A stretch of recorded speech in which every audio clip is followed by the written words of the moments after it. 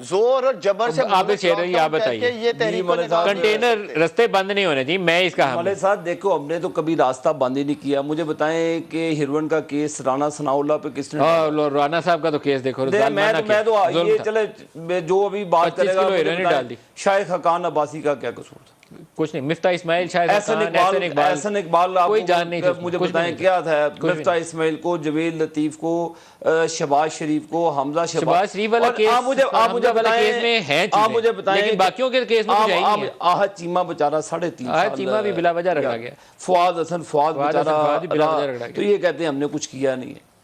اور کیا چاہتے ہیں کہ یہ قتل کرنا چاہتے ہیں سب کا ان کا. اور مجھے بتائیں اچھا یہ پاکستانی نظام کا المیہ یہ ہے معذرت کے ساتھ جی، نہ شاہد خاقان پہ کچھ تھا نہ مفتاح پہ کچھ تھا، وہ 1.5 سال جیل کاٹ آئے ہیں اور بیلیں بھی نہیں تھی. اور شہباز شریف کے اوپر میرے خیال میں بیل بھی نہیں تھی. جاندار چیزیں ہیں لیکن وہ اب پرائم منسٹر ہے. یہ پی ٹی آئی کا یہ احتساب تھا آپ کا.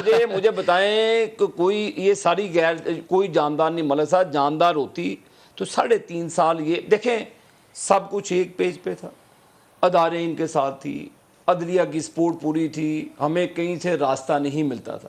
ہماری چیزوں سے معذرت ہو جاتی تھی، جہاں پہ پی ایم ایل این کے کیسز آتے تھے معذرت ہو جاتی تھی، ہمارے کیسز بھی نہیں لگتے تھے. تو ہم نے وہ تمام ادوار سے گزرے ہیں. الگ جے آئی ٹی بنی، جے آئی ٹی کے بعد جس طرح جج بشیر کا وہ کیا کہتے ہیں جو ملک صاحب ارشد ملک کی میں بات کر رہا ہوں، ارشد ملک کا جو جس طرح وہ فیصلے کروائے گئے ریکارڈ کا حصہ ہے. مجھے بتائیں کہ اس میں نواز شریف نے کبھی اس چیز کو سامنے رکھ کے کبھی کسی کو بھی لتاڑا ہو، کسی ادارے کو، کسی چیز کو، کبھی عدلیہ کو گالی دی ہو، کبھی ان کا یہ شیوا ہی نہیں ہے. ملک صاحب انہوں نے حوصلے کے ساتھ پرنسپل تو جو اکاؤنٹ ریسیویبل کے اوپر ڈسکوالیفیکیشن تھی بہت متنازع ہے وہ فیصلہ.